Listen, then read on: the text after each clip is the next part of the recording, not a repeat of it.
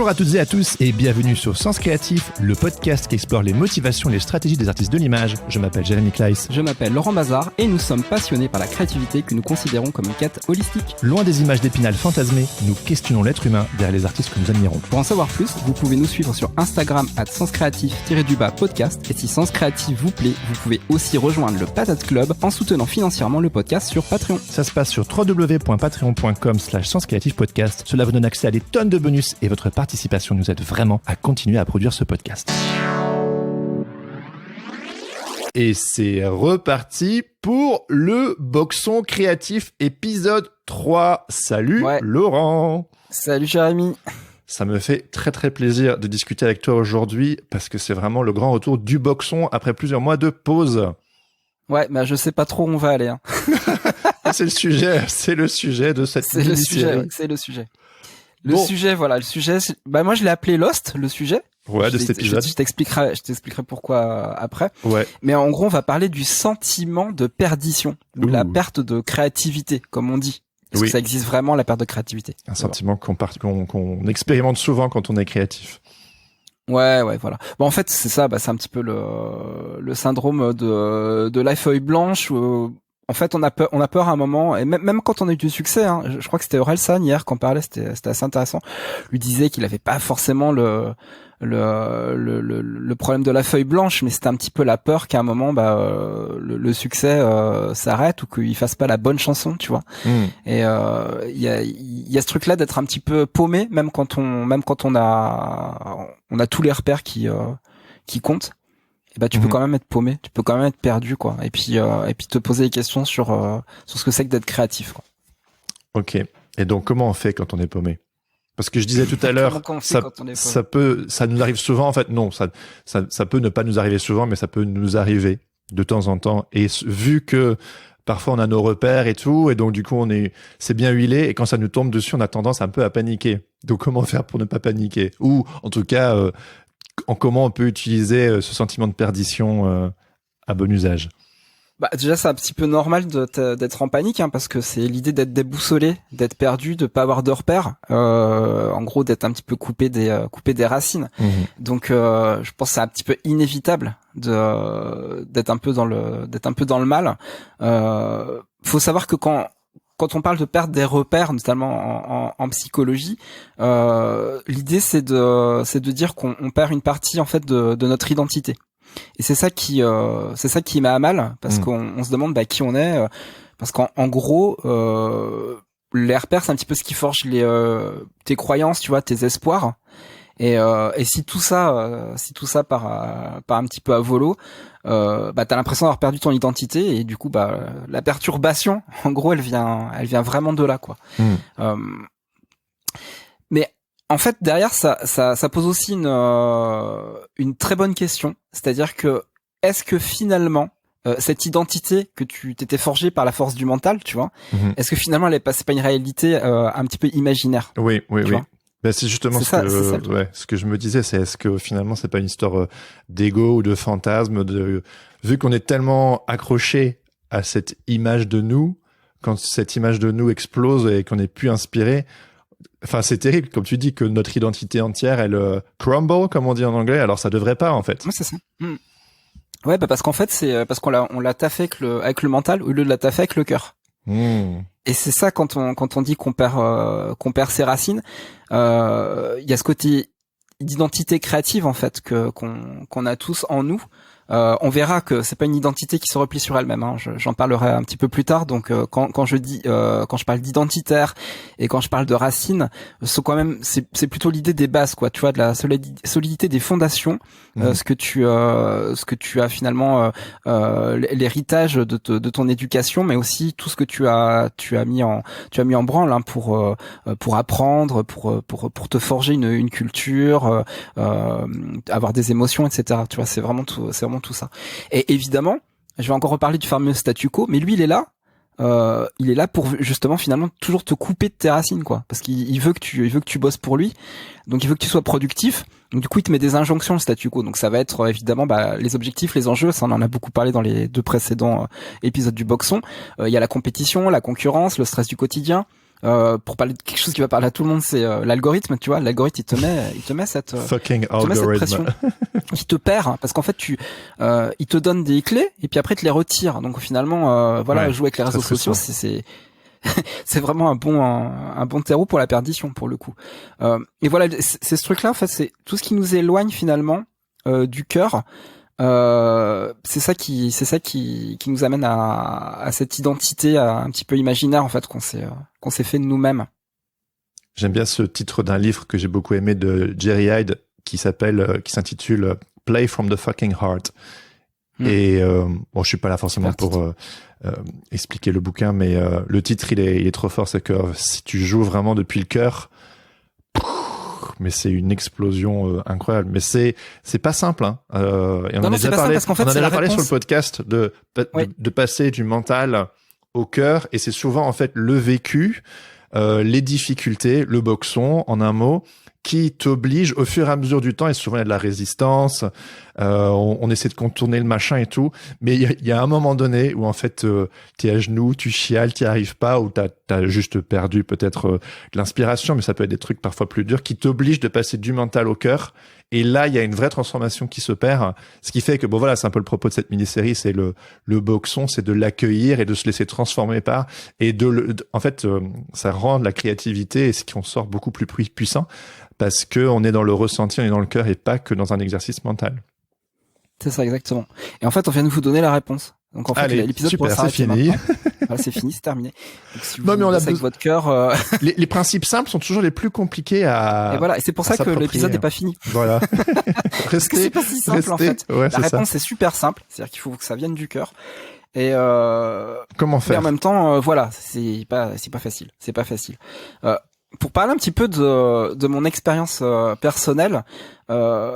Quand j'étais plus jeune, je suis toujours, hein, j'étais très fan de J.R. Tolkien, l'auteur de Bilbo le Hobbit et du Seigneur des Anneaux. Et il y a notamment une phrase qui m'a toujours fasciné, en fait, dans ces gros pavés. Et la phrase en anglais, c'est Not all those who wander are lost. Tous ceux qui vagabondent ne sont pas forcément perdus. Oui. Mais ça, c'est génial parce que ça donne une perspective, en fait, un regard. C'est-à-dire que si tu vois quelqu'un qui est paumé, est-ce qu'il est vraiment paumé? Et si tu vois quelqu'un qui est super organisé, est-ce qu'il est vraiment organisé? C'est ce dialogue-là qui est entre l'extérieur et l'intérieur, en fait, qu'on va étudier dans la seconde partie de cette discussion. Il y a une grosse tentation de considérer la personne qui paraît paumée et de la juger et de dire oh la pauvre, alors que peut-être il ou elle est is on something. Peut-être qu'il ou elle va trouver quelque chose de vachement précieux. Ouais. D'où le terme de vagabondage. C'est vraiment ça, quoi. Le vagabondage, c'est une sorte d'état de perdition qui n'en est pas vraiment une, en fait. C'est-à-dire que la personne semble perdue, mais elle-même n'est pas perdue, parce qu'en fait, elle a accepté d'être sans objectif, sans intention. Elle vagabonde. Voilà. Donc c'est une image, hein. On peut vagabonder dans l'esprit. On peut vagabonder dans la nature, mais voilà, c'est vraiment cette idée-là de vagabondage qui, à mon avis, est vraiment très intéressante. Ouais. Moi, j'ai été perdu à deux grosses reprises dans ma vie. Si je mets de côté le décès de mon papa, qui est toujours une perdition, mais ça qui est pas forcément une perdition créative.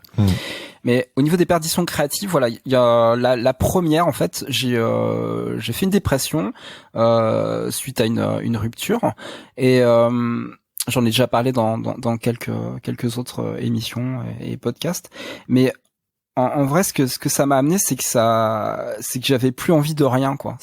J'étais vraiment de ce sentiment de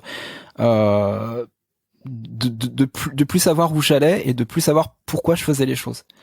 Et créativement, ça s'est vraiment traduit comme ça. Et ce qui est super rigolo, c'est que je me suis en fait réfugié à l'époque dans un doudou. Et ce doudou-là, c'était la série Lost. C'est marrant, quoi. Voilà, j'étais paumé et je regardais une série qui s'appelait Lost.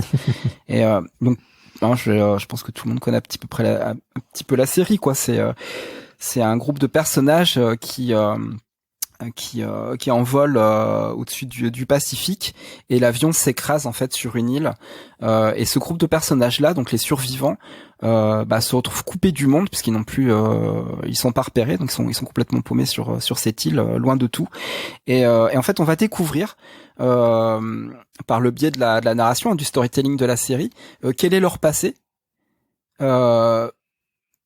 pour savoir quelle est leur destinée en fait sur l'île. Et il y a un énorme travail sur le rapport humain en fait qui se fait entre les personnes. Et moi à l'époque, je voyais plus personne parce que, à cause de la dépression. Ouais. T'étais muré dans ta maison et tu voyais plus exactement personne. C'est ça. Et je voyais exactement, c'est ça, ouais. Et je voyais des gens en fait sur l'écran, parce que je l'ai bouffé la série, hein, je crois je l'ai regardé 5 fois de suite. C'était vraiment doudou. Je voyais des gens en fait qui avaient des interactions, tu vois. C'était pas seulement le côté action, mystère, horreur en fait, hein, qu'il peut y avoir un petit peu dans la série. Je crois que vraiment ce qui m'a fasciné, c'est l'interaction entre les personnages et puis le destin de ces personnages-là. Notamment le destin de John Locke est super intéressant puisque c'est quelqu'un qui, je m'en fous du spoiler, tant pis si vous l'avez pas vu, mais en gros c'est quelqu'un qui est handicapé, qui est en chaise roulante, hein, quand il prend cet avion-là, il s'écrase sur l'île et en fait il découvre qu'il n'est plus handicapé. Et voilà, il garde évidemment ce secret pour lui-même. C'est révélé plus tard.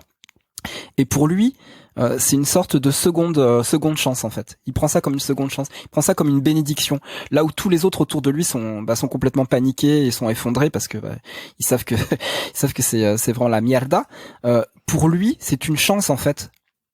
C'est une chance. Il a cette possibilité de repartir. Et donc du coup, il est vraiment dans une posture d'accueil en fait, d'accueil des choses. Il est prêt à croire, il est prêt à être fasciné par tout ce qu'il voit, tout ce qui fait peur. Lui, ça le fascine et ça l'intrigue et ça le questionne. Voilà. Et à cette époque-là, je pense que ce qui m'a fait du bien aussi, c'est d'avoir un bon poteau qui s'appelle Jean-Marc Matisse, et il m'a montré quelque chose qui était absolument génial, c'est-à-dire qu'il m'a emmené faire des balades en fait où on discutait tous les deux. Et on discutait de tout et de rien, mais ça tournait aussi autour de la créativité. Et ce petit geste-là, simplement le fait de me sortir finalement de ma grotte, hein, de mon confort un petit peu, quand je pourrais dire, sclérosant. Le simple fait d'aller se balader, de marcher tous les deux et puis de discuter, mais ça ça valait tout l'or du monde. Parce qu'au retour de ces balades, je retrouvais une pêche créative. Que je pensais avoir complètement paumé en fait. Alors, en fait, elle était toujours là. En fait, la flamme, elle s'éteint pas. Elle est toujours là. Faut juste la raviver en allant voir le monde en fait. Je pense que ça c'était une belle leçon. C'est un geste simple, mais qui fonctionne d'enfer. Et la deuxième perdition que j'ai eue, c'est un passage à vide en fait qui s'est produit aux alentours de 2018-2019, donc il y a pas si longtemps que ça, où en fait, depuis des années, je gagnais bien ma vie, ça marchait bien avec un agent et compagnie. Les boulots affluaient, j'avais plus besoin finalement d'aller chercher du travail, puisque le travail venait tout seul, tu vois. Le démarchage, moi je connaissais pas des masses, tu vois. Et stratégie pourrie, parce que du coup, je n'ai pas fait d'effort pour ma visibilité. Je suis pas allé sur les réseaux sociaux pour me montrer. Hein, je parle même pas de me vendre, juste pour me montrer. Et finalement, la source s'est tarie. Et quand la source t'arrive, il y a plus de commandes qui arrivent, donc plus d'argent qui rentre. Et puis les réserves que t'as, même si t'es une petite fourmi, ça m'énuise quoi. Et voilà, je me suis retrouvé dans cette situation là. Et là, ce qui m'a sorti en fait de cette perdition là, parce que j'étais pas en manque créatif. J'étais simplement on fout du trou business quoi, on va dire quelque part. T'étais isolé. Et t'étais isolé. C'est l'isolation, voilà. Je m'étais isolé complètement. Et en fait, on s'est retrouvés tous les deux, Jérémy, parce que toi, à l'époque, Moi, qu'est-ce que je fous là, moi, dans l'histoire? Je te raconte. tu te lançais beaucoup de défis, hein, faire des fanzines, faire participer des gens à tes projets, et j'ai trouvé ça super intéressant. Et en fait, on s'est retrouvés tous les deux à aller au Creative Mornings ensemble un matin, et on a fait un second petit déj après le petit déj des Creative Mornings. Et en fait, en discutant, on s'est rendu compte tous les deux qu'on était complètement à un moment de perdition au niveau du boulot. Et on s'est dit qu'est-ce qu'on pourrait faire Qu'est-ce qu'on pourrait faire? C'est quoi les moyens quand on est tout seul, qu'on est un illustrateur, une illustratrice, et on sait pas comment se relancer à l'assaut. On sait qu'il faut des marchés, etc. On connaît tout ça, tu vois. On a notre book, on a tout ce qu'il faut, mais on a besoin d'argent et comment faire revenir en fait toute cette énergie là, quoi. Et en fait, on a eu l'idée tous les deux de se dire en fait, on va mutualiser nos problématiques, c'est-à-dire qu'on va se discuter, tiens, c'est quoi tes problèmes, c'est quoi mes problèmes, et on va voir là où sont les points communs, là où il se passe des choses intéressantes et là où ça peut donner des idées. Et en fait, ce travail à la fois de coopération et de collaboration, puisque ça aboutit après à un challenge qu'on a fait ensemble. Le Samurai Ninja Project que vous pouvez aller écouter dans l'épisode 22 de Sens Créatif avec Laurent. Voilà, c'est dit. Et donc ce challenge-là, en fait, de collaboration, nous a permis, en fait, de nous remettre en activité. Et en fait, ce qu'on a appris, c'est que le call to action est limite le truc le plus vital, en fait, qui existe. C'est-à-dire que quand on se remet en action et qu'on partage, on décuple, en fait, les possibilités et les chances que ça revienne vite. Et c'est ce qui s'est exactement passé pour nous. C'est ça qui est fou. Donc voilà. Donc ce sont deux moments de perdition desquels je me suis sorti. Et attends, je te coupe 2 secondes. Vas-y, coupe-moi. Je suis juste curieux dans le premier moment de perdition avec Jean-Marc Mathis, qui passera sur le podcast aussi très prochainement. Petit aparté. Exactement. Qu'est-ce qui, dans les discussions avec lui, te revigorait? Parce qu'évidemment, c'est tout ce que sortir de chez soi, faire du sport, on en a parlé dans les cloderies, ça fait du bien aussi. Mais parce que voilà, moi je sais notre dynamique à nous, ce que ça a généré chez toi. Mais qu'est-ce qui, dans cette dynamique avec Jean-Marc Mathis à l'époque, dans ses sorties, pourquoi tu avais la patate en sortant de ces conversations? J'avais la patate parce que je retrouvais la patate parce que tout simplement, ce qui m'a permis de faire, en fait, c'était de faire un reset mental. C'est-à-dire que le cerveau, il a tendance à charger, tu vois, de choses plutôt négatives. Et le moyen, en fait, de virer toutes ces choses-là, parce qu'en fait, ça s'accumule, c'est finalement de lui trouver un petit reset. En fait, la vertu des balades et des discussions, c'est que ça vide le cerveau, parce qu'en fait, on dépose ce qu'on a à dire. Oui. Tu vois, on dépose ce qu'on a à dire, on dépose nos problématiques. On est confronté dans la discussion aussi à la vie de l'autre personne. Et en fait, ce ping-pong-là, ça te recadre, tu vois, ça te recalibre. Ouais. Tu vois, je suis plus moi perdu dans mes pensées, je suis en discussion, en dialogue avec quelqu'un. Ouais. Et donc du coup, je suis obligé de formaliser, je suis obligé aussi de me rendre compte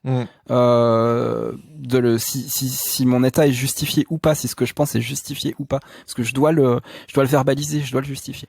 Donc dans ces deux cas, pardon. Ouais. Non, vas-y.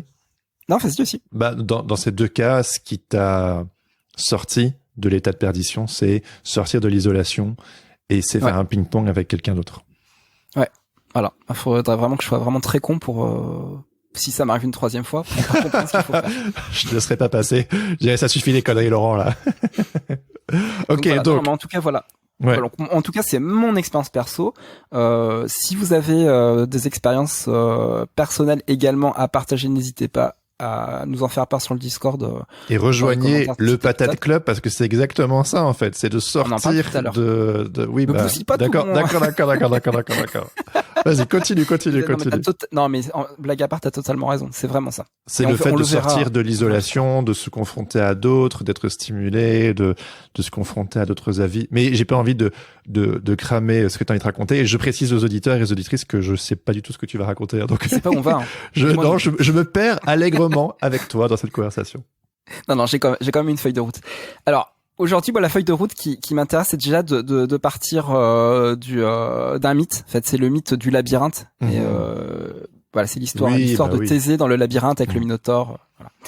Et le labyrinthe, c'est ça. Quand on est paumé, voilà, on est au milieu du labyrinthe et on sait pas comment sortir. C'est très compliqué.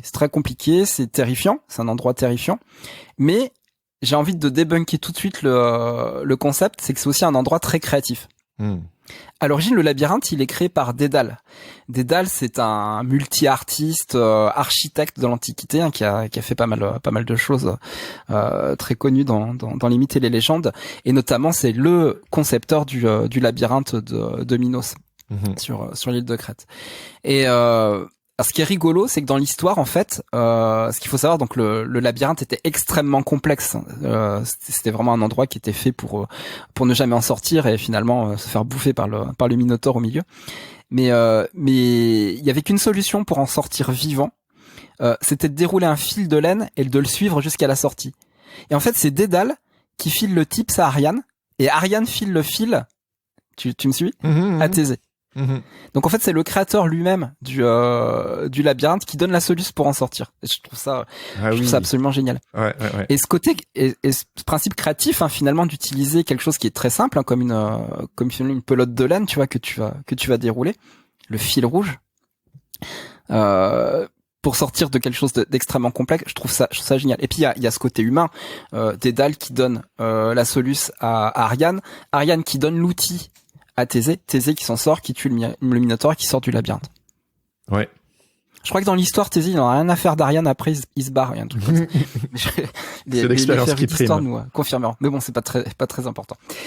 Il y a un autre personnage qui est intéressant dans le labyrinthe, c'est le Minotaure. En fait, le Minotaure, pour moi, c'est ma version du Minotaure, parce qu'il y a aussi une version psychologique qui existe, mais ça m'intéressait pas trop. Mais pour moi, le Minotaure, c'est un petit peu le monstre qu'on s'est construit nous-mêmes, en fait. Ok. C'est-à-dire qu'on est plongé dans ce labyrinthe-là, qui est pas forcément notre faute ou de notre ressort, mais par contre, le monstre qui est à l'intérieur, forcément, il vient jouer sur notre psyché, sur nos angoisses, sur nos peurs, et celui-là, on l'a conçu parce qu'on y est vraiment confronté. Ça y est, on est face au monstre. Tu veux dire que d'un côté, il y a notre héritage familial, notre conditionnement, notre histoire tout court, notre vécu, et puis à côté de ça, il y a encore autre chose. Ouais, notre angoisse personnelle en fait. Ok, mais qui est peut-être dû à tout ça, mais tu dis quand même que ce sont deux choses différentes. Oui, bien sûr. Bah en fait, c'est toujours le jeu entre les influences extérieures, et les angoisses intérieures qu'on a en fait. Tu vois, tout se ressent. Oui, tout à fait. D'accord. Qu'on peut avoir. Et c'est ça qui fait le jeu après quelque part de notre identité, tu vois. C'est on en revient à ça aussi, quoi. Cette identité qui peut être imaginaire si on fait pas un travail sur soi-même. Parce que moi je me souviens que mon propre Minotaure c'était un petit peu l'envie de réussir comme les autres, tu vois. J'étais fan de BD, je me rêvais déjà, tu vois, dessinateur de BD, je voulais faire la BD autobiographique, enfin je me projetais en fait dans mes héros. Et c'est obligatoire d'ailleurs, enfin je veux dire obligatoire. Oui, bien sûr, passe par là, hein. C'est important dans un processus de se projeter et d'être inspiré et d'avoir envie de faire comme. Donc c'est une bonne chose quand même. Mais après, faut voir à quel point mon Minotaure, c'est de me rendre compte que je ne suis pas mes héros. Oui, c'est ça. C'est ça. Et waouh, cette bête là, j'avais vraiment très très peur de l'affronter. Pourquoi ? Plus je faisais des choses qui ressemblaient à mes héros, plus j'étais en confiance et en confort, tu vois. Et je me disais c'est la bonne voie, c'est ça. Et j'avais pas à réfléchir par moi-même, j'avais juste à suivre le chemin tracé par les autres. Ça marchait ou en fait ça conforte, mais en même temps c'est pas vraiment toi. C'est ça, c'est exactement ça. Et le problème c'est quand tu développes cette identité imaginaire, il y a toujours un moment où t'es confronté au fait que les autres ils sont passés par ce travail sur le cœur. Et si toi tu le fais pas, tu peux pas suivre les pas des autres, en fait, c'est pas possible. Chacun a son histoire et son chemin à suivre. Et l'erreur, c'est de croire qu'il y a une formule à suivre parce que ça a marché pour les autres. Donc le Minotaure, on pourrait dire... Chaque histoire est singulière. Donc, oui, voilà. Et on pourrait dire que le Minotaure de chacun, c'est les difficultés extérieures. On en a déjà parlé de ça sur le boxon, comment gérer avec le chaos extérieur. Là, je dirais plutôt que c'est le labyrinthe. Le labyrinthe est la difficulté extérieure. D'accord. Et que le Minotaure est la concrétisation de nos peurs intérieures. D'accord. Et est-ce que, peut-être que je me fourvoie complètement, mais est-ce que moi, quand je t'écoute, j'ai l'impression d'entendre aussi que le Minotaure serait peut-être un peu l'ego, tu sais, qui prend trop de place. Ça. Ok. C'est complètement ça. D'accord. Mais pas que. Minotaure, pour moi en tout cas, c'est l'ego. Après, le Minotaure peut être pour revêtir d'autres formes pour d'autres personnes. Hein. Là, l'idée c'est simplement d'utiliser l'histoire de Thésée pour parler de ce sentiment de perdition, quoi. Voilà, tout simplement. Et on a besoin quelque part de l'ego pour rentrer dans le labyrinthe, pour se dire allez, vas-y, balèque, j'y vais, j'ai peur de rien. Et au plus en fait on se perd dans le labyrinthe, parce que notre ego nous a poussé à y aller en mode allez, je vais tout prouver, je vais tout casser, je vais vous montrer de quel bois je me chauffe. Oui, on se rend pas compte qu'on rentre dans le labyrinthe. Ouais. On rentre dans un labyrinthe plein de convictions et de certitudes, et en fait au fur et à mesure qu'on se perd, à un moment donné, on est obligé, si on a envie, c'est comme dans la quête du héros, hein, la mort du héros pour pouvoir renaître, on est obligé de se confronter au Minotaure, à ses propres peurs, à ses propres peurs, pardon, à notre caverne, hein, celle dont je parle souvent de, oui, non, c'est pas, en plus, enfin, bof. Mais bon, bref. Donc, du coup, on se confronte à nos peurs, et puis, souvent dans nos peurs, c'est là où l'ego et la peur sont souvent liés. Et les peurs et l'ego sont pas forcément des mauvaises choses. On en a besoin pour se construire. Mais à un moment donné, ça devient une sorte de Minotaure à affronter. Pour pouvoir. Parce que voilà, ça, le monstre ne fait que grossir. Mais pourquoi il grossit? Ah bah il grossit parce qu'on fait rien pour lui échapper. c'est ça le truc. Ah oui. Quand tu tues le Minotaure, finalement quelque part tu tues l'ego, tu vois. C'est un peu une quête. Je dirais pas qu'elle est pas vaine parce qu'il faut tendre à tuer l'ego, mais voilà, tu sais que t'as peu de chance d'y arriver quand même. Mais le truc c'est quand même se dire, en tout cas, il faut dégonfler la bête, quoi, tu vois. Faut la faire dégonfler. Au lieu de la fuir, il faut aller à sa rencontre. Mais quand on rentre dans le labyrinthe, Thésée, on sait pas forcément. Est-ce que Thésée il sait qu'il y a un Minotaure à l'intérieur? Ah ouais, alors là tu m'en demandes un peu trop, j'aurais dû réviser un petit peu plus. Non, mais en tout cas si, il le sait parce que c'est connu, voilà, il y a le monstre du Minotaure qui est dans le labyrinthe, et voilà, une fois qu'on est dedans, faut lui échapper, quoi. Et donc Thésée tue le Minotaure, et grâce au fil d'Ariane, qui est le petit chapitre suivant, il se sort du labyrinthe. Oui, mais donc du coup, souvent en tant que créatif, quand on rentre dans notre propre labyrinthe, on n'a pas forcément conscience qu'il y a un Minotaure qui nous attend. On se dit que ça va juste être formidable, et que ce sera que formidable. Exactement. Et puis on déchante. Bon alors, donc du coup. Et donc on parlait du fil d'Ariane. Le fil d'Ariane, hein, c'est un petit peu l'outil qui donne le repère. Pour se repérer, en général, on utilise justement des appareils comme ça, comme la boussole, comme la carte, comme le phare au loin qui va donner le repère aussi pour les bateaux. Le problème, c'est que parfois on n'a pas les connaissances techniques pour se repérer. Par exemple, qui sait naviguer sur un bateau juste en observant les étoiles, quoi. C'est pas monsieur et madame tout le monde, quoi. Il faut s'être entraîné, il faut avoir appris les techniques. C'est un petit peu comme pour parler de façon extrême, quand on étudie la survie, quoi. Tu vois, t'imagines, voilà, il va y avoir une apocalypse zombie pour bientôt, là. Il faut se préparer, quoi. Tu vois, faut faire des réserves, faut apprendre à faire du feu, à se débrouiller dans la nature, à tirer à l'arbalète, comme dans Walking Dead. Enfin voilà, quoi. En gros. Mais quand l'apocalypse zombie se déclare ou que on rentre dans le labyrinthe, habituellement, on n'est pas du tout équipé. Et voilà, c'est ça le problème, c'est que bon, voilà, à part d'être un survivaliste, je pense qu'on n'est pas équipé et on n'est pas préparé. Donc c'est toujours en fait donc c'est normal quand on est confronté finalement à ce sentiment de perdition, de pas avoir les outils et les connaissances, quoi. Et donc c'est normal, c'est dur, mais c'est normal. Mais voilà, c'est flippant. Il faut que quelqu'un te donne ce fil d'Ariane quelque part, ou que t'ailles le trouver pour le dérouler.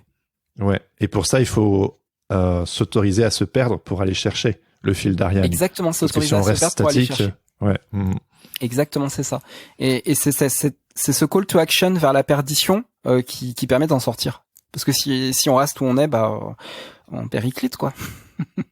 Ok. T'as l'image du squelette dans le labyrinthe. Non, je visualise. Je te suis là. Je te suis dans la perdition. Tout va bien. Alors, on peut aussi se perdre en accumulant les outils. Oui. Tu vois, d'être trop préparé. Pour t'aider, t'es surpréparé. T'es lourd, en fait. Ton sac à dos, il est beaucoup trop lourd pour avancer. Exactement, c'est ça. Le sac à dos est trop lourd.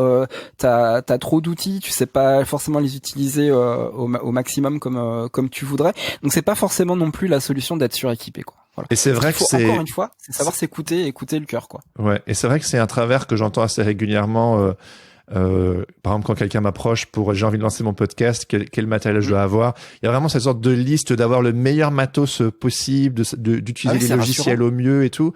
Et c'est genre oui, mais c'est pas ça. Tu copies tes modèles, tu vois, on est encore là-dedans. Oui, exactement. Ouais. Alors que en fait, c'est juste just do it, quoi. Go, et puis tu amélioreras en cours de route. Tu prends ton smartphone, un petit oui, micro, pour l'exemple. c'est parti, ouais, en effet, ouais. Voilà.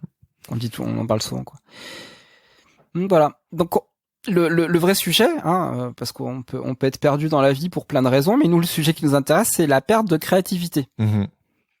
Alors, comment on fait? Alors déjà, faut dire un truc, c'est je vais un petit peu ridiculiser le titre même de ce boxon créatif, mais en vrai, on peut pas perdre la créativité. Mm-hmm. C'est pas possible, parce qu'en fait, elle est liée à son moi intérieur. C'est con. Vas-y, donc en fait, quand on dit j'ai perdu la créativité, c'est des conneries, c'est pas vrai, c'est pas ça qu'on perd. En fait, ce qu'on perd en réalité, c'est l'inspiration. Oui. Et l'inspiration, elle vient pas de l'intérieur, elle vient des influences extérieures. C'est vrai. Ah oui, donc c'est réussir à bouger en fait son curseur interne de l'extérieur vers l'intérieur. Exactement. Toujours apprendre à s'écouter au final, on fait que se répéter, on dit tout le temps la même chose. Bien sûr. Say it again. On se répéter. Ouais.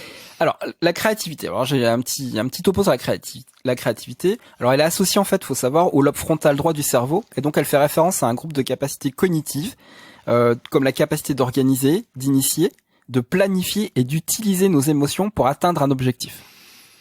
En fait, grosso merdo, la créativité, c'est la capacité intérieure de générer quelque chose de nouveau. Mmh. Donc tout le monde de base a la capacité d'être créatif, tout simplement parce qu'il est vivant. C'est clair. Voilà. J'ai l'impression de faire du c'est pas sorcier. Ouais, c'est clair. Écoute, Jamy. Alors, du coup, puisqu'on parle de créativité, il faut parler du processus créatif. En fait, la créativité, elle est souvent interprétée comme une sorte d'inspiration divine. Tu vois, t'as la muse qui t'amène la solution. C'est un petit peu comme si elle venait de l'extérieur ou d'en haut. Mais en fait, en réalité, comme je viens de le dire, c'est un processus de sélection et de combinaison, tu vois, d'association, qui fonctionne plus comme un système de spirale qu'une ligne droite. Moi, je compare ça à la création d'un plat. Tu vois, plutôt que de découvrir une terre inconnue, pour moi, ce serait plutôt créer un plat. Tu vois, ce serait un petit peu comme ça. Tu fais des tests, tu mets des ingrédients. C'est pas quelque chose que tu découvres comme ça tout de suite qui sort de. C'est de l'expérimentation. Ouais. C'est de l'expérimentation, exactement. Il y a quelque chose qui est extrêmement important dans le processus créatif. C'est ce qu'on appelle la période d'incubation. Et je vais même plus loin parce que je vais parler de jeu de l'incubation. Et le fait de jouer est extrêmement important dans ce concept. En fait, on peut dire que c'est la première étape du process créatif, l'incubation. En gros, l'idée, c'est qu'on joue avec la problématique ou les contraintes, voire boxon numéro 2. On parle des contraintes. Et en fait, on laisse vagabonder, je reprends le terme, on laisse vagabonder notre inconscient. Et Einstein appelait ça le jeu combinatoire. Einstein lui-même. Il appelait ça le jeu combinatoire, c'est pas pour rien. En gros, c'est comme avec des briques Lego, tu puises dans diverses idées déjà existantes et puis tu les assembles entre elles d'une nouvelle façon. Ok. En fait, c'est une phase de désordre qui rend vulnérable. Parce qu'en gros, les questions, elles se bousculent sans que les réponses arrivent, quoi. T'accumules les questions, il y a plein de questions qui arrivent. Mais en fait, c'est ça qui est bien, parce qu'en gros, c'est ce déséquilibre qui va constituer l'expérience essentielle de la créativité. Ça permet de générer des idées intéressantes. Ouais. Exactement. Donc en gros, l'incubation, elle génère des idées contradictoires. C'est tout et son contraire. De toute façon, cet épisode, on va parler de tout et de son contraire. Des fois, je vais dire des choses, des fois, je vais dire le contraire.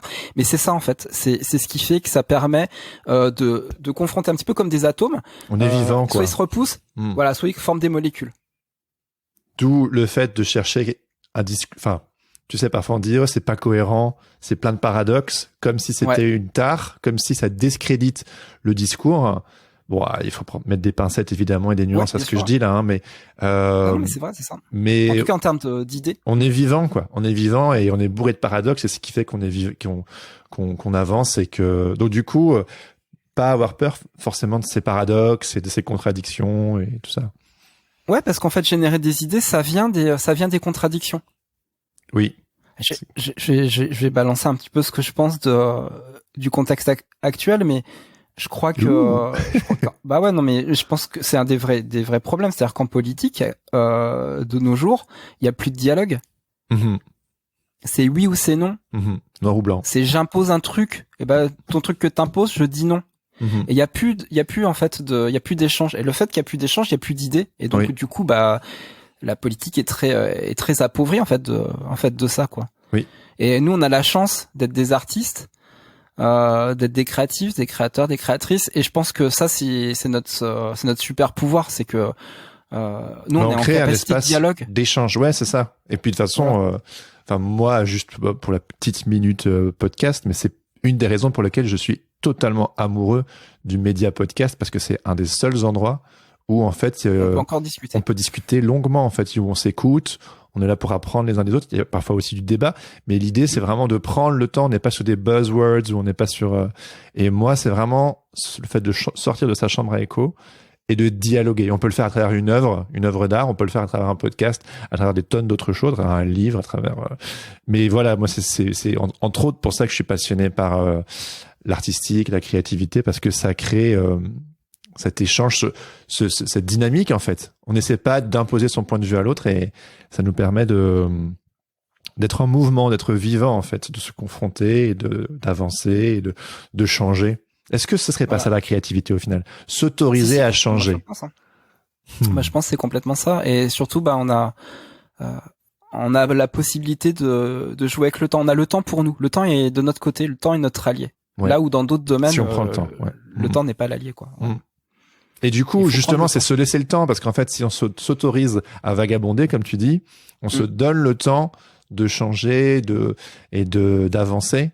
Là où si on essaie juste de trouver les solutions et de toujours chercher cette sorte, on a déjà parlé toi et moi parfois de la dictature de l'alignement, de cet alignement à tout prix. En fait, on se permet pas de changer parce qu'on tient nos convictions beaucoup trop fortes et on a envie d'aller vers cette direction claire et nette, alors qu'en fait, c'est en vagabondant qu'on se permet de changer, quoi. Bon, je me répète, mais je trouve que c'est hyper important, en fait.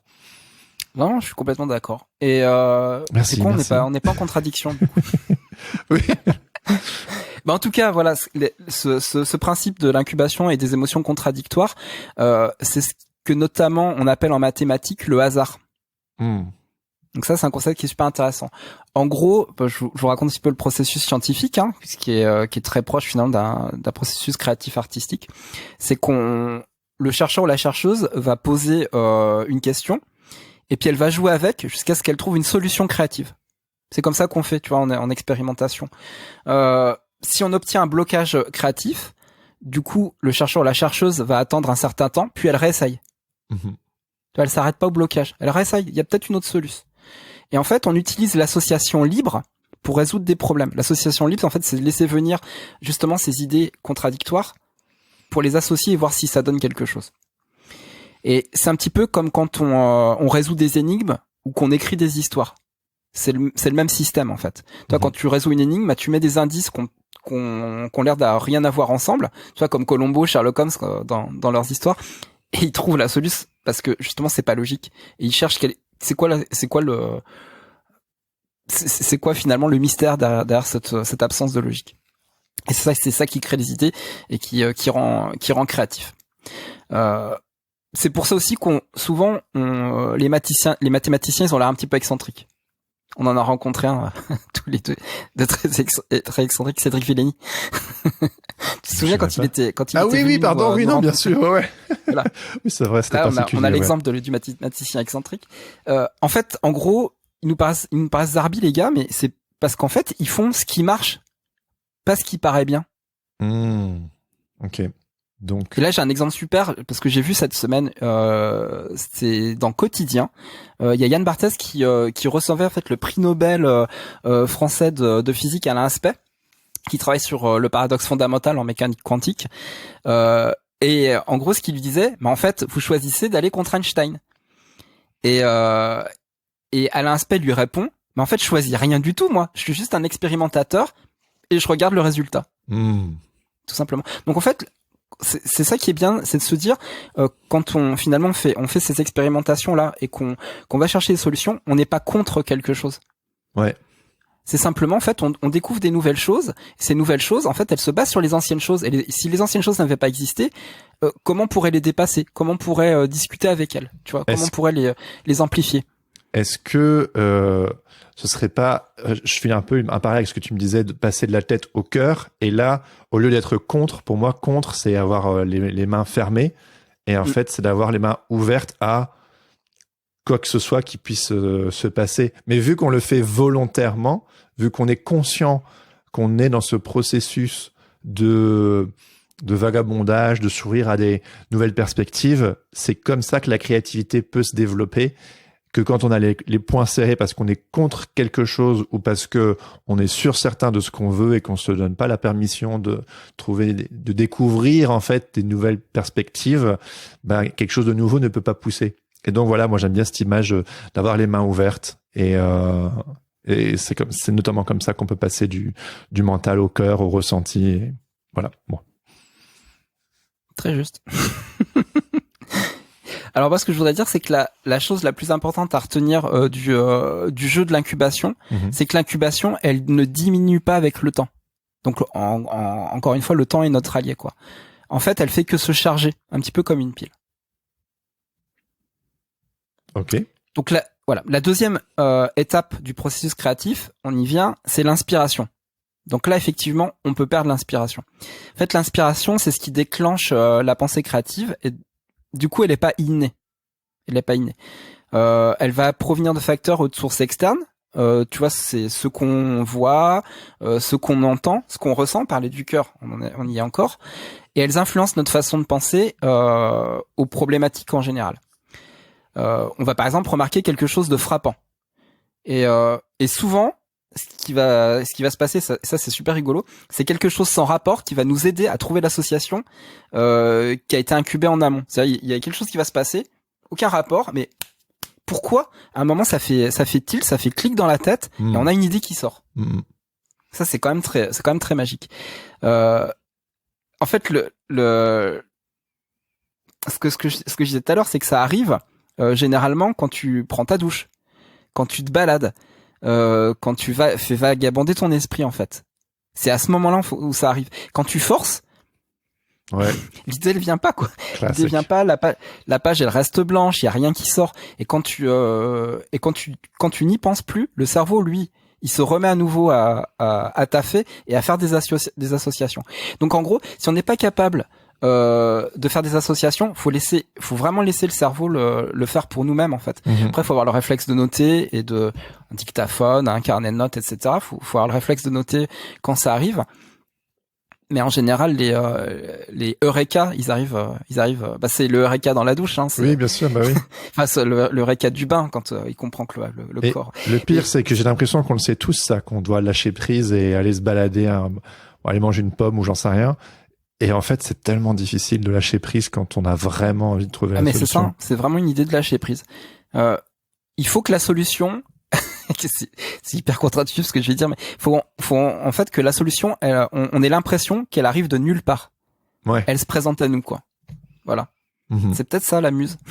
C'est peut-être ça, ouais. Quand on l'attend pas.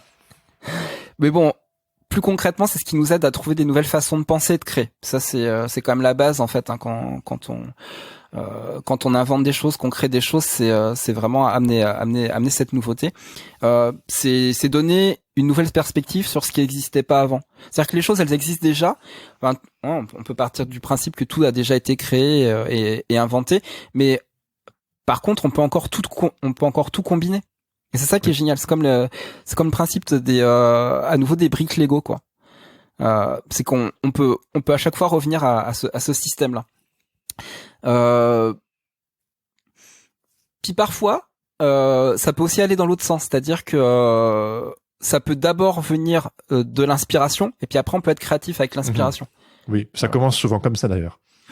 En général, oui, c'est vrai que pour les artistes, c'est souvent comme ça. Au début du processus aussi, où on s'identifie à l'artiste, où on se dit que nous aussi, on a envie d'aller par là. En fait, c'est souvent l'inspiration qui frappe en premier.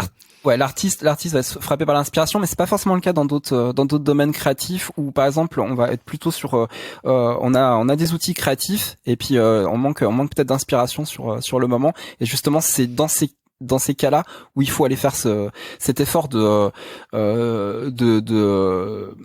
faire le reset en fait, faire le reset. Le court-circuit quoi, qui va nous faire redémarrer le cerveau. Alors la question qui vient, c'est comment on fait pour retrouver l'inspiration qu'on a perdue. Ouais. Donc quand on a l'inspiration, comme je disais, en fait, c'est comme si on avait une boîte de Lego qu'on l'ouvrait, puis il y a une multiplicité de petites briques qui sont là, toutes les couleurs, puis on va pouvoir les assembler et puis créer de nouvelles idées, tu vois, de nouvelles formes. Mais quand l'inspiration elle est pas au rendez-vous, en fait, c'est comme si on regardait cette boîte de Lego sans parvenir à l'ouvrir, tu vois. On voit puis on n'arrive pas à l'ouvrir et il n'y a pas vraiment de raccourci. En fait, il faut se mettre au travail. Faut réussir à ouvrir cette boîte. Des fois, c'est compliqué, mais faut réussir à l'ouvrir et puis après, faut identifier les petites briques.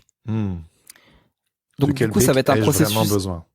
Exactement ça. Donc c'est un processus qui va être un petit peu laborieux, mais il va falloir assembler les briques lentement en partant from scratch quoi. C'est des baby steps. Mais c'est comme ça que l'inspiration elle va redémarrer. Et de toute façon, faut se dire que de rester tout le temps inspiré, c'est un défi quasi impossible. Quasi impossible. On peut s'entraîner, à être inspiré, à recevoir l'inspiration, à savoir quand est-ce qu'elle peut arriver. Il y a des gens qui sont absolument doués pour faire ça, mais c'est pas magique quoi. Il y a une phrase dans The War of Art j'ai oublié l'auteur, qui disait, quelqu'un lui posait la question, est-ce que vous travaillez, est-ce que vous attendez toujours l'inspiration pour travailler? Et il dit oui, et j'ai de la chance, l'inspiration elle arrive tous les jours à 7h du mat. Ah oui, ouais.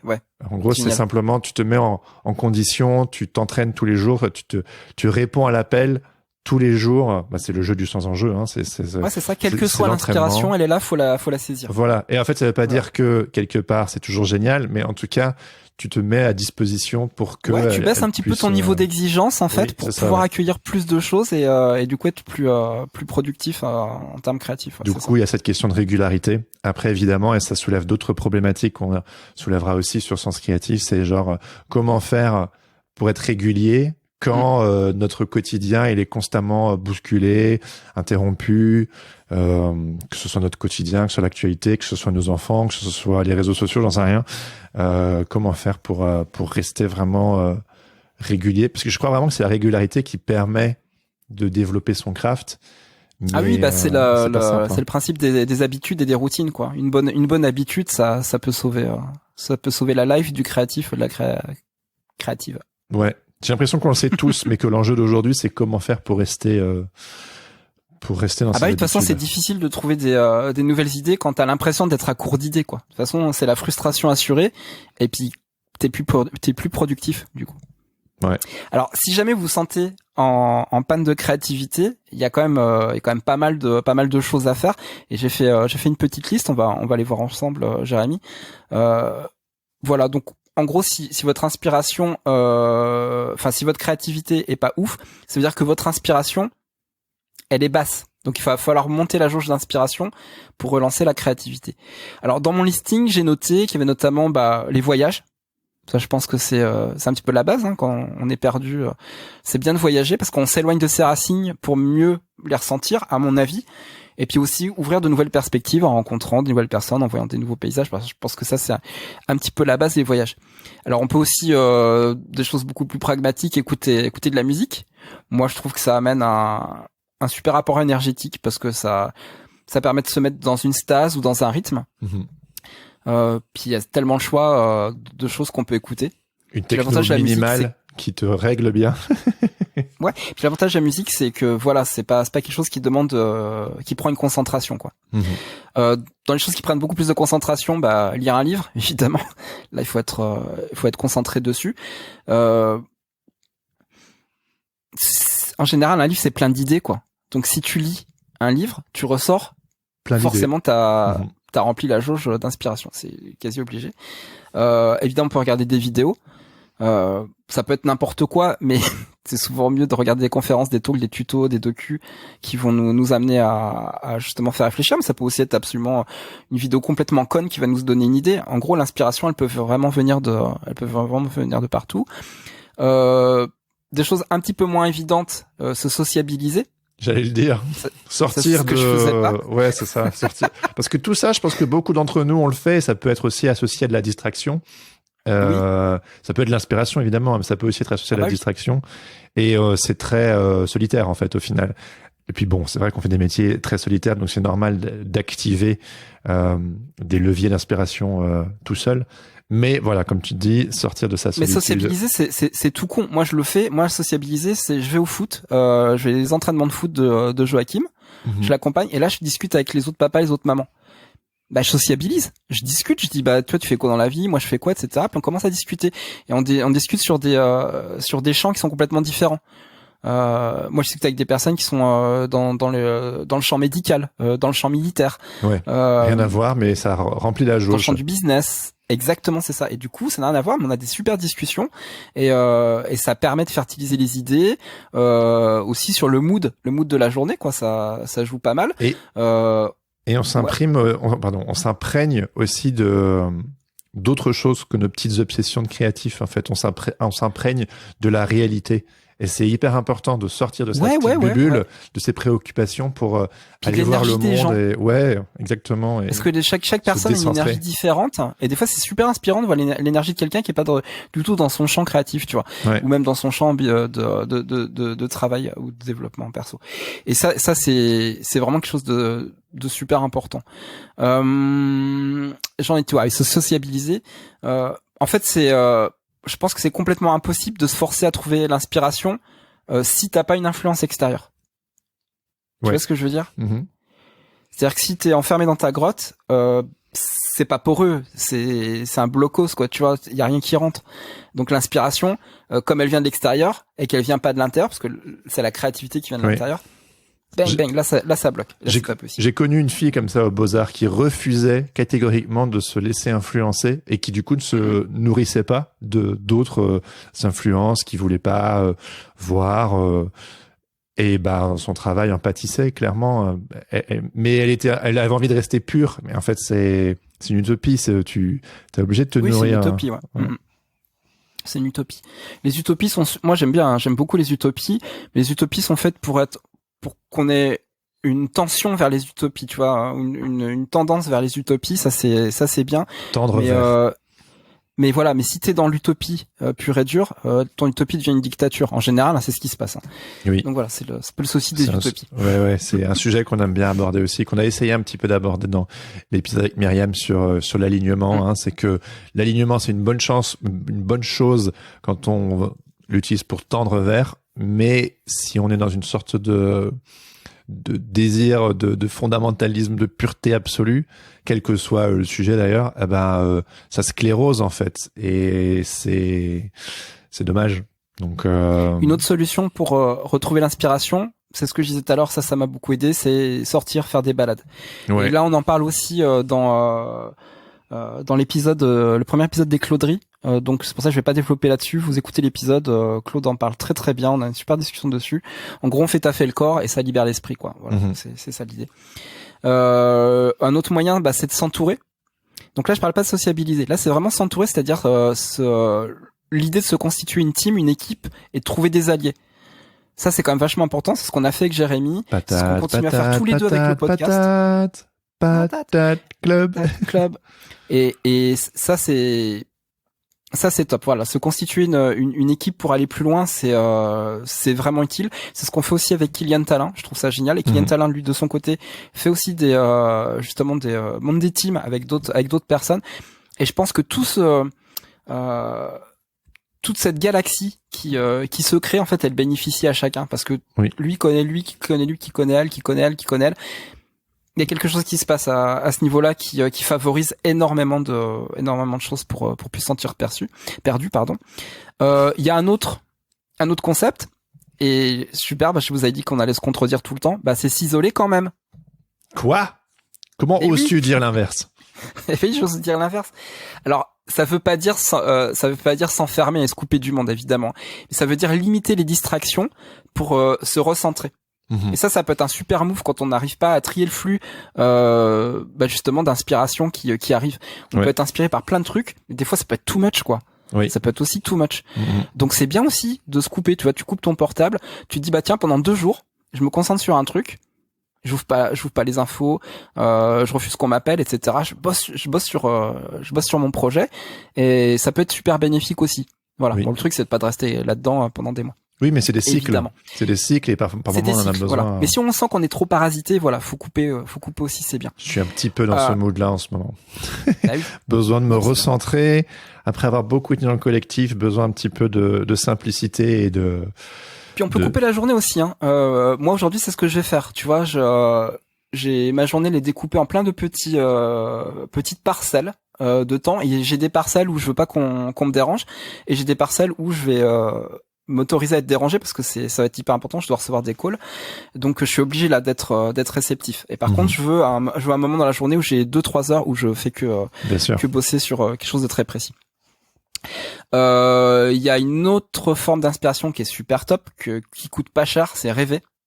Rêver, oui, c'est gratos a priori. Voilà, mais c'est une forme de voyage, le rêve. C'est une forme de voyage, hein. On n'a pas besoin de... Et je pense qu'on en parlera avec Jean-Marc Mathis de ça, parce que il est très friand du sujet. Okay. C'est l'idée, voilà, de voyager à travers son esprit, de voyager par rapport aux lectures qu'on fait, etc. Ça c'est vraiment super. Se laisser le temps de rêver, ça veut dire aussi se laisser le temps de dormir. Parce que si on a un très mauvais sommeil, ça peut vraiment tuer l'inspiration, tuer la créativité. Donc c'est important. Prenez soin de votre sommeil, quand même, un minimum. Évidemment, c'est aussi écouter les idées des autres. Donc ça veut dire rester l'esprit ouvert aux critiques. Des fois, ça fait pas plaisir, mais des fois, c'est... Garder les mains ouvertes. Garder les mains ouvertes.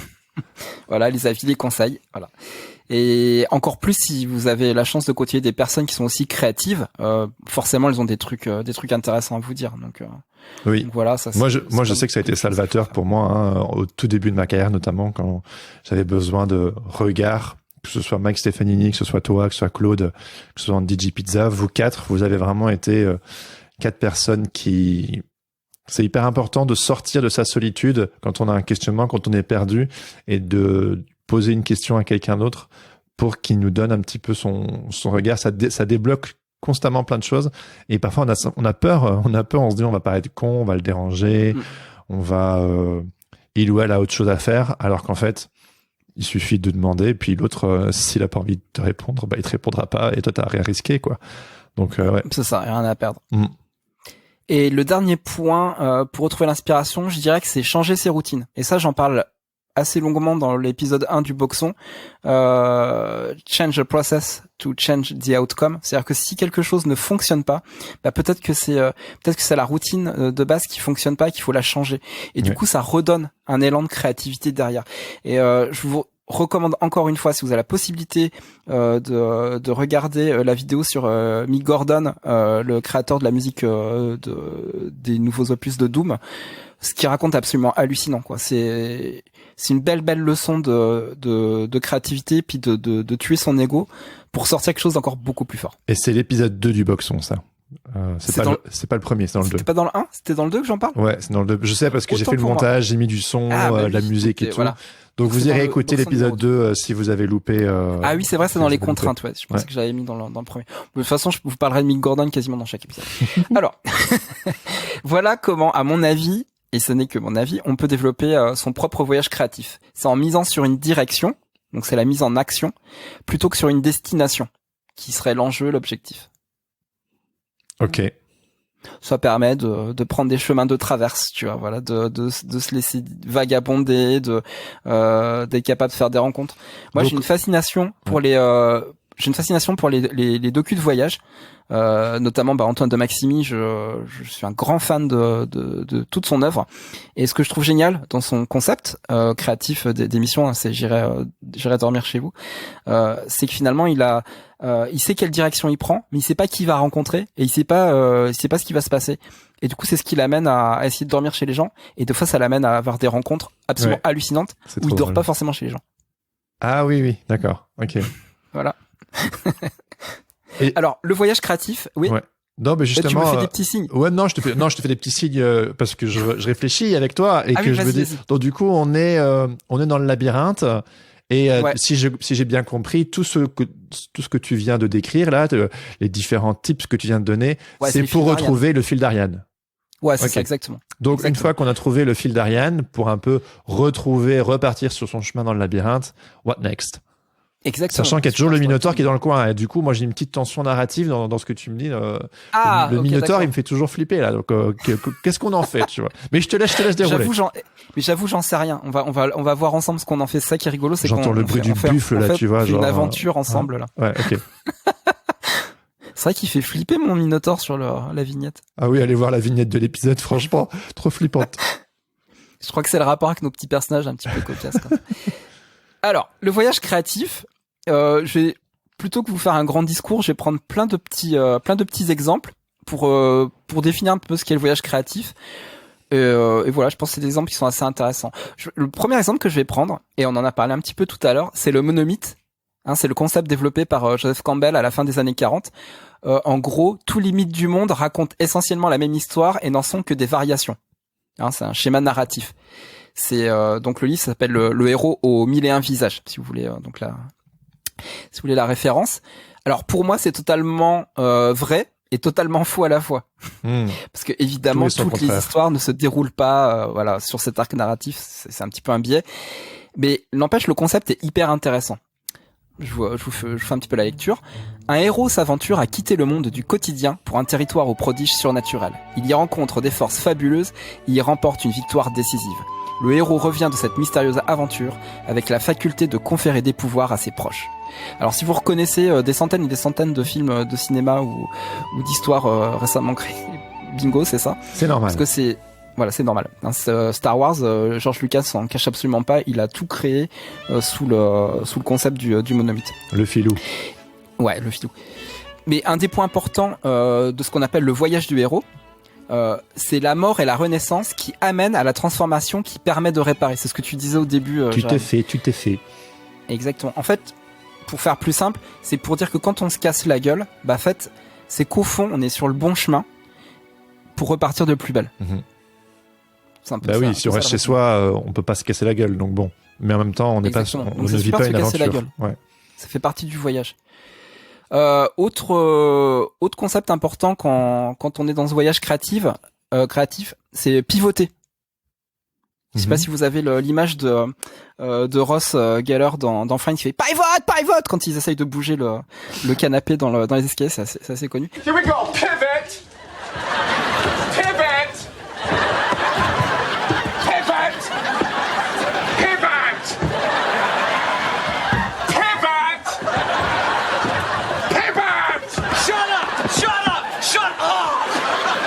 Mais en gros, c'est-à-dire que on peut pas forcer les choses. À un moment, si ça passe pas, il faut pivoter, faut changer l'angle. Et quand on s'engage vers une destination, en fait, elle cache derrière peut-être une autre direction. Oui. Si je peux t'interrompre une minute. Vas-y, interromps-moi. Andy J. Pizza, il parle justement de ça, du fait de se donner des objectifs, de se consacrer pendant un certain temps, parce qu'on peut pas tirer des conclusions si on essaie qu'une seule fois ou deux. Donc du coup, c'est genre... Faut être un peu scientifique. Voilà, soyez scientifique, 6 mois, 1 an, consacrez-vous à quelque chose de clair et net. Et puis au fur et à mesure, notez ce qui fonctionne, ce qui fonctionne pas, et puis pivoter. Et ça veut pas dire tout lâcher, tout arrêter. Après, parfois, tout lâcher, tout arrêter, c'est aussi la bonne tactique. Mais si, en fait, comme dirait Seth Godin, si ça vaut la peine, si c'est pas un bateau qui est en train de couler, continuez, mais pivotez. Voilà. Ouais, complètement. Alors moi, je voudrais prendre l'exemple de Pixar. Ouais. Est-ce que tu sais ce qu'était Pixar à l'origine, Jérémy? Ah, j'aurais aimé te répondre, mais non, je sais pas, non. Tu sais pas. Alors, je vais te le dire. En fait, c'est à la base, c'est une filiale de George Lucas, de Lucasfilm. Okay. Elle a été créée en 79 et Steve Jobs la rachète en 86. Ok. Tout le monde ne sait pas cette anecdote-là, mais Steve Jobs à la base est un des fondateurs de Pixar. Et en fait, la boîte au départ, elle était censée vendre du matériel informatique. Et en gros, ils développaient dessus des espèces de prouesses graphiques pour vendre le matériel, pour dire voilà, nos machines, nos ordinateurs, ils font ça, on arrive à faire ça dessus. Donc ils mettaient beaucoup d'investissements dans le fait de créer des beaux visuels pour que les gens se disent bah oui, effectivement les machines sont capables de le faire. Ben en fait, ça a pas marché le business. Et là où ils ont été très très malins, c'est qu'ils se sont dit mais en fait on a développé sur le chemin une qualité géniale, c'est qu'on sait faire des films d'animation en images de synthèse. C'est ça. Pourquoi on ne deviendrait pas une boîte qui fait que ça, quoi? Et c'est ce qui a fait que Pixar a pivoté et est devenu en fait l'énorme machine qu'on est maintenant, qui a été rachetée par Disney. Voilà, ils sont concentrés sur ce sur quoi ils étaient bons. C'était vraiment les cours d'animation à l'époque, quoi. Mais il y a des tonnes d'histoires comme ça. Tu sais qu'Instagram, c'est pareil. Je me rappelle plus exactement, mais vous irez voir sur Internet. Mais à la base, Instagram, c'est pas du tout une application de photos. À la base, c'était une sorte d'option dans j'ai quand même l'impression que c'était peut-être une application d'immobilier ou quelque chose, et que en fait tu pouvais prendre des photos et mettre des filtres dessus pour le rendre joli. Voilà, vous irez vérifier, peut-être que je dis des conneries. Mais en tout cas, c'est que les gens se sont rendus compte qu'en fait l'application de retouche photo dans l'application, pour l'exemple immobilière, était plus populaire, et donc ils se sont dit on va miser là-dessus. Et il y a des tonnes d'histoires dans l'entrepreneuriat. Et ça n'arrive que si les projets sont lancés, que si on se met en action. C'est-à-dire que la super idée, elle ne vient que parce qu'elle a été l'idée de départ a été confrontée à un blocage qui fait que ça a généré la nouvelle idée. C'est ce qu'on disait tout à l'heure sur le jeu de l'incubation, sur le fait que le hasard et le fait de faire de l'association libre, c'est ça qui amène le fait de retrouver l'inspiration, de retrouver des idées. Ouais. Donc perdez-vous, carrément. Alors on arrive à un point qui va te plaire énormément, c'est les collaborations. Oh yeah. Ça peut être un super move. Par exemple, moi je vous le dis comme ça, hein, c'est juste une idée, de rejoindre une communauté de confiance et de choisir d'être vulnérable. Parce que oui, on rejoint une communauté pour se faire des copains et se faire des contacts, mais on vient aussi parler de soi. Donc on est dans une démarche de vulnérabilité. Et je pense que c'est ça qui fait un petit peu la richesse, je pense, du Patate Club, c'est que on est plein de personnes qui jouent ce jeu-là de la vulnérabilité ensemble, et du coup ça crée plein d'interactions, plein d'échanges d'idées, plein d'échanges de discussions, de sujets, enfin voilà. L'idée, c'est pas de venir prendre, c'est de donner et recevoir. Ouais. Et que c'est vraiment le jeu. Si tu donnes, tu recevras, mais si tu viens juste pour prendre, au bout d'un certain temps, ça fonctionne pas. Alors après, je mettrais une nuance peut-être un peu dessus. Je pense que quand on pense qu'on n'a pas grand-chose à donner, parce qu'on, tu vois, on a cette modestie ou cette humilité de se dire finalement je sais pas grand-chose, je sais pas ce que je peux apporter aux autres. Ben en fait, c'est pas mal aussi de venir prendre, parce que voilà, avec le sentiment derrière. Oui, bien sûr. Venez vous nourrir, c'est clair. Voilà, mais c'est bien aussi de venir prendre, de participer à la communauté, parce que ne serait-ce que poser une question, ça fait bouger la communauté, et quelque part derrière, on reçoit une réponse. Et ben le jour où quelqu'un aura besoin de nous, peut-être plus tard sur le chemin, on sera en capacité de se dire on m'a aidé donc je vais aider. Oui. Donc du coup ça c'est important aussi. La nuance, je la mets là. Non mais t'as tout à fait raison, parce que je sais que notamment ça a fait partie de l'ADN de Sens Créatif au départ, c'est que moi mes sources d'aide, Mike, toi, Claude et Andy, je les ai toujours eu au début. Et j'aurais pu juste, parce que quand je vous appelais ou quand je vous faisais des mails, je ne faisais que recevoir en vrai. Je vous donnais pas grand chose en retour. J'étais au début de mon parcours et tout. Et je me souviens que quand j'ai lancé Sens Créatif et que j'étais en crise, je m'étais dit, je vais aller poser des questions à d'autres, mais je pourrais les garder pour moi. Mais, et vous, voilà, j'aurais pu aller vous voir vous et juste garder pour moi. Mais en fait, l'idée c'est genre, mais en fait j'ai tellement reçu de ces 4 mecs que en fait ce serait comment dire, égoïste de ma part de juste le garder pour moi en fait. Et donc voilà, c'est parce que j'ai reçu de vous et de manière hyper généreuse, vous avez été hyper généreux avec moi tous les 4, que je me suis dit mais en fait il faut mettre ça à disposition, parce que c'est, enfin, donc si on fait tout ça, si on fait tout ça en fait, si on met tout ça en commun, c'est génial quoi. Bah, notre générosité, elle vient pas du néant, c'est parce que y a des personnes qui ont été généreuses avec nous. Donc forcément, on a été bien éduqués, on a redonné derrière. Je pense que c'est juste ça. Et de toute façon, on le voit aussi quand on interviewe des artistes. Là, tu commences à avoir l'habitude, Jérémy. C'est assez frappant de voir qu'ils sollicitent eux-mêmes l'avis de leur communauté, quoi. C'est-à-dire qu'ils rejoignent des groupes motivants, ou alors ils ont eu des mentors, ou alors ils construisent une tribu de personnes qui se soucient en fait, tu vois, de leur travail. Et puis, en gros, ils s'associent avec des personnes qui partagent, tu vois, leurs idées. C'est un petit peu le concept de tribes dans le bouquin de Seth Godin, quoi. Oui. Et ça voilà, c'est pas les artistes qu'on va voir, les créateurs et créatrices qu'on va voir. c'est pas des gens qui bossent exclusivement dans une grotte, même s'il y en a qui ont un peu un profil d'ours. C'est quand même des personnes qui sont beaucoup dans l'échange. Ouais, carrément, ouais. Ça c'est quand même, faut le noter. Il faut le dire, tout à fait. Alors j'ai encore 2 points et j'en aurai bientôt fini. Merci d'être resté encore avec nous. Si vous êtes là, si vous n'avez pas eu peur du Minotaure. Alors le point suivant, c'est ce que j'appelle la méthode Léonard de Vinci. Et en anglais, ce qu'on appelle Jack of all trades, le couteau suisse. Ouais. Il y a un principe dont on parle souvent tous les deux, qui est c'est le concept de la niche. Chez Andy G. Pizza, il en parle aussi pas mal. En gros, l'idée, on trouve sa niche, puis on s'y tient avec passion, on travaille dur, et puis on finit par trouver le succès dans cette zone d'influence. Elle est réduite, mais elle est solide. C'est ça l'idée de la niche. Et on vous conseille souvent de trouver votre niche. Ouais. Mais il y a quand même un downside à cette approche. Tout je sais pas si tu le vois venir. En fait, c'est le risque de se concentrer uniquement sur ce que les autres personnes dans le même domaine pensent. Et que ça te cloisonne aussi de la possibilité de te confronter à d'autres aires de jeu et d'autres disciplines. Ouais. Donc, moi, j'ai réfléchi un petit peu à ça. Je me suis dit, en fait, en gros, l'idéal, ça serait peut-être de combiner plusieurs niches. Côté stratégique, je m'intéresse pas qu'à un seul sujet, mais j'en ai peut-être 3-4 qui m'intéressent dans des domaines un petit peu différents. Et puis surtout, je reste curieux de tout. C'est-à-dire que je reste quand même curieux de ce qui se passe à l'extérieur et qui pourrait peut-être venir nourrir aussi ce que je fais dans mes niches, quoi. Et ça, c'est super, pour innover, quoi. Tu vois, vraiment important. Toujours pareil, l'idée de rester dans l'inspiration. Je prends l'exemple de Darwin. Tout le monde connaît Darwin. À la base, vous savez peut-être que c'est un géologue. Donc en fait, il est pas du tout, c'est pas du tout un spécialiste des oiseaux ou quoi que ce soit. C'est un géologue. Et c'est-à-dire que c'est quand même fou parce que il va révolutionner finalement le domaine de la biologie avec la théorie de l'évolution, alors que c'est pas son domaine de départ. Mais parce qu'en fait, il y a été confronté. Il y a des idées qui sont venues. Il a vu quelque chose. Il s'est dit merde. Ok, c'est ça. Et j'imagine qu'il avait peut-être déjà une forme de street cred avec la géologie ou pas? Ah, ça, j'en sais rien du tout. Il faudrait vraiment que je relise des choses sur Darwin. Il y a même des bons bouquins, je crois qu'il y a des BD aussi dessus. Mais d'accord. En gros, ce qui s'est passé pour Darwin, c'est que voilà, il s'est rendu compte sur des petites îles du Pacifique, qu'en fait, il y avait des oiseaux de la même espèce qui avaient évolué de façon différente, parce qu'en fait, les îles sont isolées. C'est-à-dire comme ils sont confrontés à des environnements différents.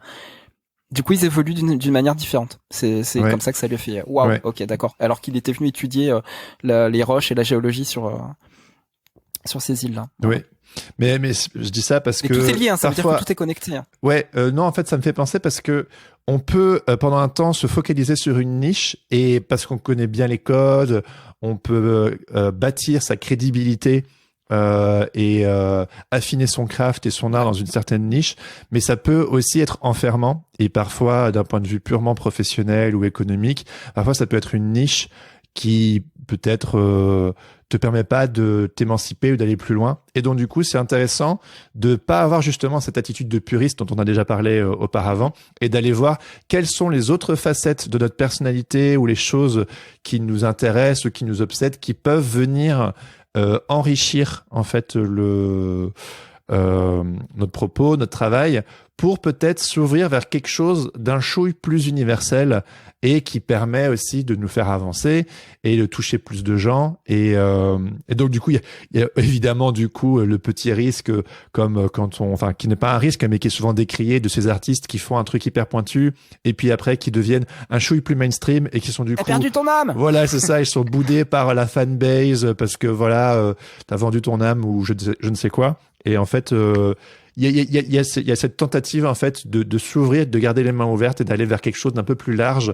Et ça peut, tu parles de mettre le feu aux poudres, là, mettre la petite étincelle. Quand on mixe en fait peut-être ce craft qu'on a développé dans une certaine niche où on est reconnu et le marier à un sujet plus universel et peut-être plus du cœur et peut-être moins de la tête. Je sais pas, je dis une bêtise, supposons qu'on est hyper pointu en musique et qu'en fait, pour prendre un exemple dont on aime souvent parler et qui est peut-être un petit peu basique, mais voilà, t'as des enfants, ça t'explose la tête et donc du coup, tu sors peut-être de ce côté un peu hipster, un peu puriste musical pour le marier peut-être à ton vécu de papa ou de maman et puis voilà, les enfants, c'est quelque chose d'hyper universel où plus de gens peuvent s'y retrouver. Et je sais pas, tu te mets à faire des chansons de punk sur la parentalité et pouf, ça c'est nouveau, tu vois. Tu vois, c'est unique en fait, et c'est ça qui peut-être d'autres personnes pourraient se dire, bah moi j'écoute pas du punk, mais en fait j'ai des enfants et du coup ça a complètement chamboulé ma vie et donc du coup je peux m'y retrouver et du coup, pouf, on s'ouvre des nouveaux chemins. Bon, c'est un exemple un peu très simple, est complètement tu vois. Ouf parce que c'est un petit peu mon dernier chapitre. Et je n'ai pas lu dans ta tête, je vous promets, je ne connais pas son script. Trop fort. En fait, mon dernier chapitre, c'est le voyage humain. Ok. C'est-à-dire, en fait, c'est l'idée que la vie créative, elle se trouve, alors non pas dans la poursuite d'un rêve de faire un grand travail créatif, profond, etc., mais dans les petits moments de la vie qui vous rapprochent des gens. C'est contre-intuitif, ça je le sais bien, mais quand vous faites des activités sociabilisantes, ou que vous passez du temps avec des amis, ou que vous faites des longues promenades, comme on en parlait, mais en fait, vous êtes plus productif et plus susceptible de penser différemment. Il faut expérimenter. Moi, je vous le dis, je l'ai vécu, j'ai expérimenté. Si vous n'avez pas l'habitude de le faire, essayez. Vous verrez, c'est vraiment pas mal. Et ce qu'il y a, c'est que il y a un truc aussi dont on parle souvent, Jérémy, c'est le fait d'avoir des enfants, comme tu disais quand tu disais à l'instant, pardon. Et dans le monde de l'entrepreneuriat, il y a un concept qui s'appelle le baby effect. En gros, tu vois, les gens en fait, ils s'attendent à accomplir moins de choses après avoir eu un enfant. Tu vois, ils se disent voilà, on va avoir un enfant, ça va être l'enfer, je vais faire beaucoup moins de choses, ça va être compliqué, j'aurai moins de temps pour avoir des idées, pour créer, etc. Et en fait, ils se rendent compte qu'ils sont en réalité beaucoup plus concentrés, qu'ils sont plus motivés, plus efficaces, et donc du coup encore plus créatifs après avoir eu un enfant. Ouais. Et pourquoi on devient plus motivé ? Bah parce qu'en fait maintenant le travail, il sert pas juste notre petite personne, il sert plus quelque chose de plus grand. De plus large, ouais. De plus large et de plus grand. Alors, c'est pas du tout une injonction à faitre des enfants et c'est super et c'est génial d'être parent. Simplement se dire que quand on va vers les autres et qu'on finalement peut-être simplement faire aussi des collaborations ou de rencontrer la bonne personne aussi dans la vie ou les bonnes personnes dans la vie, ça peut changer aussi les perspectives et c'est aussi un bon moyen d'être moins perdu. On est perdu tous ensemble. J'aime bien cette phrase. Voilà. Je l'ai déjà mentionné, je pense, sur le podcast. Le papa d'un ami qui disait là où il y a de la vie, il y a du bordel. Et donc en fait, d'aller vers des interactions humaines, potentiellement c'est prise de tête, ça fait chier, il y a plein de difficultés ou genre c'est inconfortable parce qu'on sort de sa zone de confort et tout. Et il y a plein de raisons de trouver ça parfois, d'avoir envie de rester tout seul. Mais en fait, il y a de la vie et c'est là que Sens Créatif est profondément humaniste, hein, mais voilà. Ouais, mais c'est la magie du boxon. Hein. C'est encore une fois toute cette boîte de Lego, c'est le bordel dans la boîte de Lego, et en fait tu peux créer des choses hallucinantes avec. Tout est là, tout est vraiment là. Vraiment pour conclure, je dirais que sortir du labyrinthe, c'est cultiver un monde au-delà de notre créativité intérieure. Voilà, tout simplement. C'est-à-dire que oui, c'est super ce qui vient de l'intérieur, c'est hyper important. On dit souvent de l'intérieur vers l'extérieur. Mais voilà, et c'est poreux et en fait faut accueillir cette porosité et c'est cette porosité qui fait que la créativité, l'inspiration communiquent tout le temps et que ça génère des nouvelles idées. John Locke, il a vécu ça aussi, donc du coup il vit une expérience sur l'île et c'est ce qui le sort de son labyrinthe. John Locke, il va carrément affronter son Minotaure dans Lost. Ok. Et du coup, qu'en est-il du Minotaure pour l'exemple de cet épisode? Mais le Minotaure est l'ego. Le Minotaure est l'ego. John Locke et son ego, c'est un vaste sujet dans cette série. Je peux pas le résumer. Je peux ça pas vraiment le résumer. Le sujet d'un autre épisode alors. Ouais, parce que c'est énormément basé sur la philosophie des Lumières. Enfin, il y a pas mal de choses. Donc pour le moment, pour cet épisode, c'est de savoir qu'il y a un Minotaure, c'est de savoir qu'il y a un fil d'Ariane, c'est de s'aventurer dans le labyrinthe, c'est de trouver comment retrouver son chemin dans le labyrinthe. On n'a pas on traite pas forcément de. On n'est pas tous des survivalistes, on n'est pas tous préparés, et même quand on est survivaliste et qu'on est préparé, et ben shit happens quand même. Voilà. Ouais, shit happens. Et donc du coup, on peut entrevoir à droite à gauche le Minotaur qui fait flipper. On va pas encore traiter dans cet épisode comment en venir à bout si en vérité il est possible d'en venir à bout. Voilà, je pense que c'est pas le sujet. Voilà, c'est pas le sujet. Là, l'idée c'est vraiment comment sortir du labyrinthe. C'est pas forcément affronter le Minotaur. On pourra parler, ce sera peut-être pas le Minotaur, mais on pourra parler de Lego dans un autre boxon sans souci. On a parlé de Lego et de Lego. Tu mets. Et j'imagine que le labyrinthe, en fait, on peut jamais vraiment en sortir parce que le labyrinthe, c'est notre vie. Non, je pense pas. Je pense que le labyrinthe, c'est les moments de perdition en fait, et on peut. Oui. On peut en sortir et puis on en sort et puis on y re-rentre en fait. Ouais, ou dans un autre labyrinthe. Moi, j'ai pas vraiment, j'ai pas conceptualisé le truc plus que ça, mais c'est simplement l'idée de se dire, quand j'y suis, qu'est-ce que je fais? Voilà, en gros, quand je suis dans le labyrinthe, comment je m'en sors? Voilà. Ouais. Qui est un peu relié au shit happens théorie que t'aimes bien développer aussi. On n'a pas abordé non plus. Tu sais, il y a une technique pour sortir de la labyrinthe, c'est toujours, tu prends ta main droite et tu suis le mur en fait, tout le temps. Ouais. Voilà. Puis au bout d'un moment, tu finis par trouver la sortie. Oui, sauf si c'est vraiment un très très très très très très long mur. Ça peut prendre du temps. Ouais. Cool. Du coup, mot de conclusion. Je sais pas ce que ça veut dire. J'en sais rien. Tu sais pas ce que ça veut dire quoi? Non, ce que je viens de dire, c'est une technique, mais je ne sais pas. Je ne la conceptualise pas. Ah oui, c'est pas grave. Si vous avez des idées, dites-nous les. Vous avez dit qu'on serait paumé à la fin. Mais oui, et c'est très bien. C'est là où il y a de la vie, tu vois. Du coup, on est paumé à la fin, mais est-ce qu'il y a un petit mot de conclusion? Je viens de le donner. C'était ça. C'était vraiment l'idée qu'il y a un monde là, au-delà de notre créativité, il y a tout un monde, voilà, qui pour nous inspirer. Donc, go notre have a créativité life. Seule ne suffit pas. Attends, vas-y, redis-le. Notre créativité seule ne suffit pas. Yes, go have a life. Merci beaucoup, Laurent. C'était hyper intéressant. J'adore, et j'ai hâte d'entendre ce que tu vas nous pondre pour la prochaine fois, pour continuer un peu cette. Tu ne sais pas, mais c'est ça le principe exactement. Tu le sais du boxon créatif. Je ne sais pas où le chaos va m'amener la prochaine fois. Je ne peux pas vous faire un teaser. Désolé. Faut être là. Le mois prochain, dans un mois, soyez au rendez-vous, épisode 4. On ne sait pas encore de quoi on va parler. Peut-être que vous pouvez nous faire des suggestions d'ailleurs à ce sujet sur le Discord Sens Créatif. Quels sont les sujets relatifs au boxon qui vous font chier? Qu'est-ce qui vous fait peur? Quels sont les blocages? Qu'est-ce qui pourrait être intéressant à développer? Et nous, ça nous intéresse toujours pour développer notre réflexion autour du chaos. Enfin, c'est surtout Laurent, c'est toi le Master of Chaos. Moi, je suis un peu ton sidekick sur le sujet. Grand plaisir. T'as fait un bon sidekick encore une fois, Jérémy.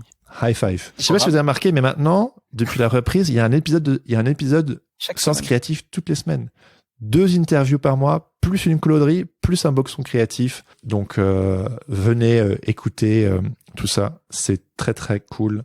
Enfin, je dis ça, je m'auto-congratule, mais c'est parce que je trouve ça vraiment très enthousiasmant. Non, bravo, Jérémy. Voilà. Non, bravo toi, bravo nous, bravo vous. Et voilà. Cool. Autre chose? Non. Non. Parce que c'est l'heure de manger. C'est l'heure de manger. Eh bien, bon appétit à tous si vous écoutez ça avant de manger. Bonne nuit si vous écoutez ça avant d'aller faire dodo. Bonne journée si vous écoutez ça avant de commencer. Bon travail si vous... Non, je vais arrêter. Bonne journée. Merci. Et bonne chance si vous êtes dans un labyrinthe poursuivi par un Minotaur pendant que vous écoutez ce podcast. Merci d'avoir écouté Sens Créatif. Si cette émission vous plaît, n'hésitez pas à mettre des étoiles sur vos plateformes de podcast préférées. Vous pouvez aussi partager l'épisode avec vos amis ainsi que sur vos réseaux sociaux. Un grand merci à Adrien Guy pour l'habillage sonore de ce podcast. Retrouvez toutes les infos sur le site www.senscreatif.fr ainsi que sur Instagram @senscreatif_podcast. Si vous avez des commentaires ou des idées pour des invités, n'hésitez surtout pas à nous laisser un message. Sur ce, on vous donne rendez-vous la semaine prochaine pour un nouvel épisode.